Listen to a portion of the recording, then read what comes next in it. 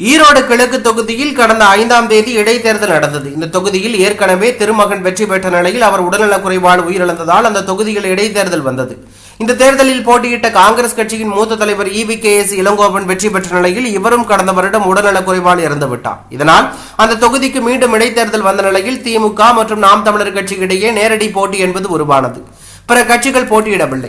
அதன்படி திமுக வேட்பாளராக சந்திரகுமாரும் நாம் தமிழர் கட்சியின் வேட்பாளராக சீதாலட்சுமியும் போட்டியிட்ட நிலையில் இன்று வாக்கு எண்ணிக்கை நடைபெற்று வருகிறது. இந்த நிலையில் ஈரோடு கிழக்கு தொகுதியில் 4 சுற்று முடிவுகள் முடிந்து தற்போது 8வது சுற்றுகள் தொடங்கும் நிலையில் தற்போது திமுக கட்சியின் வேட்பாளர் தொடர்ந்து முன்னிலை வகிக்கும் நிலையில் இருக்கிறார். அவர் தற்போது 39,346 வாக்குகள் பெற்றுள்ளார். அதன் பிறகு நாம் தமிழர் கட்சி வேட்பாளர் 7,434 வாக்குகள் பெற்றுள்ளார். மேலும் இதனால் 26,912 வாக்குகள் வித்தியாசத்தில் திமுக வேட்பாளர் முன்னிலை வகிப்பதாக தகவல் வெளியாகி பரபரப்பை ஏற்படுத்தியுள்ளது.